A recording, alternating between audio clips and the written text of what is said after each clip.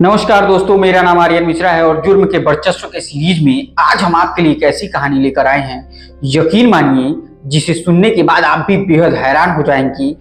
कैसे अपने ही प्रेमी ने अपनी प्रेमिका और उसके नए प्रेमी को महज कुछ पैसों के लिए, कुछ जायदाद के लिए मौत की घाट उतार दिया। तो देर न करते हुए दोस्तों, आज की ये कहानी हम शुरू करते हैं। ये कहानी शुरू होती है उत्तर प्रदेश के इटावा से। उत्तर प्रदेश का इटावा तकरीबन 2022 में कुछ इस तरीके से एक नहर के किनारे पति और पत्नी की लाश मिलने से दहल जाता है कि कौन ऐसा व्यक्ति है जो इन पति पत्नी दोनों लोगों की हत्या कर देता है। इतना ही नहीं बल्कि उसी से थोड़ी दूरी पर एक लड़के का मिलता है जिसके भी पैर में गोली लगी रहती है। अब ये खबर जैसे ही पुलिस वालों को पता चलती है, बिल्कुल सभी लोग हैरान और परेशान हो जाते हैं कि एक साथ 3 लोगों को गोलियां लगी, आखिर ऐसा कैसे हो गया। अब जिस व्यक्ति के पैर में गोली लगी होती है वो ये कहता है कि उधर से कुछ बदमाश आते हैं और इन दोनों पति पत्नी को गोली मारते हैं और मैं बीच बचाव करने के लिए जाता हूं तो उसमें मुझे भी गोली मार देते हैं। अब पुलिस भी इस व्यक्ति को चूंकि गोली लगी रहती है किसी की बात पर यकीन कर लेती है और इसके बात पर यकीन करने के बाद इसी आधार पर जांच शुरू कर देती है। इसकी हालत गंभीर लगती है, इसलिए इसको सैफई के मेडिकल कॉलेज में ले जाकर भर्ती करा दिया जाता है। भर्ती कराने के बाद कार्रवाई शुरू की जाती है। जब पुलिस उस गोली लगे वाले जगहों की छानबीन शुरू करती है तो देखती है कि महज कुछ ही दूरी पर एक 12 बोल का पिस्टल फेंका हुआ है वहां पर। तो पुलिस ये सोचती है कि जब बदमाशों ने गोली मारी तो फिर पिस्टल क्यों छोड़ गए इन लोगों के लिए। ये भी एक सोचने वाला सवाल हो जाता है। पिस्टल तो नहीं छोड़ना चाहिए था। बदमाश भाई जो गोली मारेगा वो अपना बंदूक वापस लेकर जाएगा। अब इस बात को लेकर पुलिस को शक होता है कि कहीं ऐसा तो नहीं इन लोगों ने आत्महत्या कर ली। लेकिन उस व्यक्ति ने जिसके पैर में गोली लगी रहती है वो बताता है कि नहीं, बदमाशों ने गोली मारी। अब जांच का सिलसिला यहीं से शुरू होता है। पुलिस को थोड़ा बहुत शक हो जाता है कि कहीं ऐसा तो नहीं ये इसी व्यक्ति ने उसको मार दिया हो, लेकिन नहीं। अब पुलिस उस शव को अपने कब्जे में लेके पोस्टमार्टम के लिए भेजती है। पोस्टमार्टम में ये निकल कर आता है कि किसी ने थोड़े नज़दीक से ही गोली मारी है दोनों को। अब ये निकलने के बाद पुलिस जांच पड़ताल शुरू कर देती है। जब जांच पड़ताल शुरू करती है तो पता चलता है कि जिस व्यक्ति के पैर में गोली लगी होती है उस व्यक्ति का नाम होता है सुमित।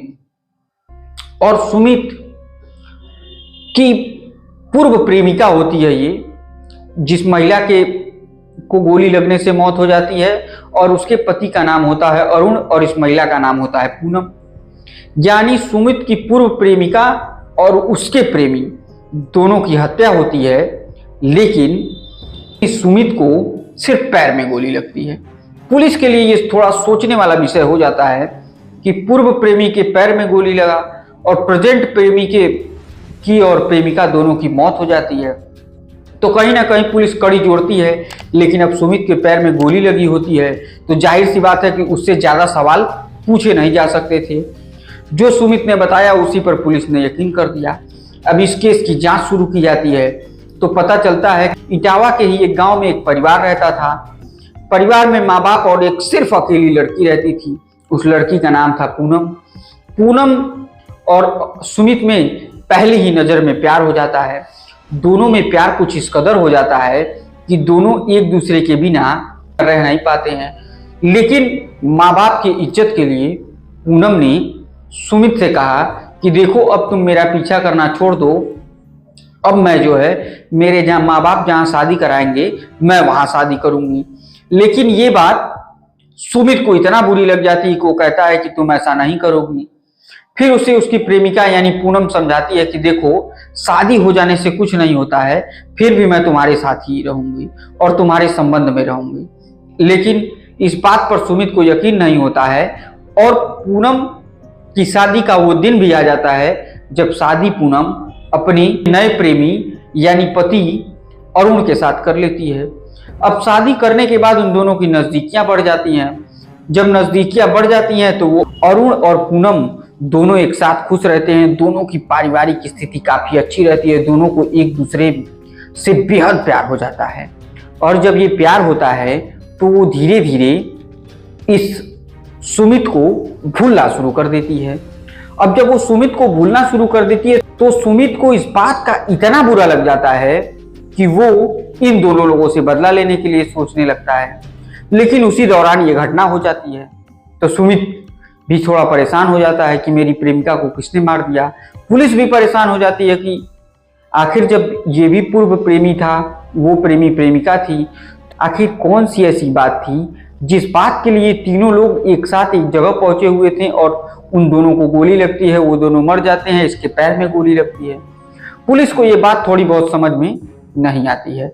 अब पुलिस इसी का जांच शुरू कर देती है, जांच करना शुरू होती है। महीने 2 महीने बीतते हैं, हफ्ते 2 हफ्ते बीतते हैं और धीरे धीरे समय बीतता जाता है। पुलिस तकरीबन 556 दिनों बाद इस केस के तय तक पहुंच पाती है कि आखिर उन दोनों और इस व्यक्ति को गोली किसने मारी। अब ये बात सुनकर आप भी बेहद चौंक जाएंगे, क्योंकि जिस किसी ने गोली मारी थी उसने ऐसा इस घटना को रूप दे दिया था कि देखने के बाद मानो ऐसा ही लग रहा था कि किसी बदमाशों की एंट्री हुई उस जगह पर और वो इन तीनों लोगों को मारकर चला गया। अब अगर बदमाश किसी को गोली मारते हैं तो उसका 2 रीजन होता है, या तो उनके पास कोई गहने, कोई पैसे, कोई सामान हो तो वो उसको ले जाने के लिए गोली मारी, या तो इन दोनों लोगों से कोई पुरानी रंजिश रहे, इस वजह से बदमाश गोली मारे। तो इन बातों पर पुलिस इस बातों को समझ ही चुकी थी। लेकिन इधर सुमित घायल था और सुमित ही एक ऐसा उस घटना का चश्मदीद था जो इस पूरी बात को बता सके। लेकिन जब 556 दिनों बाद इस केस का खुलासा हुआ तो यकीन मानिए आप भी इसी बात को कहने पर मजबूर हो जाएंगे कि कानून के हाथ बहुत लंबे होते हैं और शायद इससे आज तक कोई नहीं बच पाया। एकाध लोगों को छोड़ दिया जाए जिसके बारे में पता ही ना चला हो तो वो बात अलग है। और कानून का हाथ उस कातिल तक जब पहुंचा तो उस कातिल का जब गिरेबान पकड़ा गया तो कातिल भी चौंक गया कि आखिर मैं कैसे उसका गुनहगार हो सकता हूं, और ये गुनहगार था खुद सुमित। अब पुलिस सुमित से ये पूछताछ करने में लग जाती है कि ये बताओ यार आखिर तुमको गोली कैसे लगी। उसने कहा कि जब मैं उन दोनों को मार दिया तो मैंने सोचा कि इसका पूरा शक मेरे ही ऊपर जाएगा, तो मैंने भी थोड़ी दूरी बनाकर अपने पैर में खुद ही गोली मार ली। और इस तरीके से पुलिस ने इस मामले का खुलासा किया और कत्ल के 556 दिनों बाद इस केस को पूरी तरीके से खत्म कर आरोपी को जेल में भेज दिया। अब जेल में इसकी सजा सुमित को जरूर मिलेगी, क्योंकि दोस्तों जुर्म करने वाला कभी सुरक्षित नहीं रहता। आज नहीं तो कल उसे सजा जरूर मिलती है। इसलिए आप सावधान रहिए, अपनी सुरक्षा स्वयं रखिए, अपने आसपास के लोगों पर नजर रखिए। इसी के साथ दोस्तों आज की इस कहानी को हम खत्म करते हैं। उम्मीद करते हैं कि हमारी ये कहानी आपको बहुत पसंद आई होगी। पसंद आई तो वीडियो को लाइक, चैनल को सब्सक्राइब और वीडियो को शेयर करना बिल्कुल मत भूलिएगा। तब तक के लिए मुझे दीजिए इजाजत। जय हिंद, जय भारत।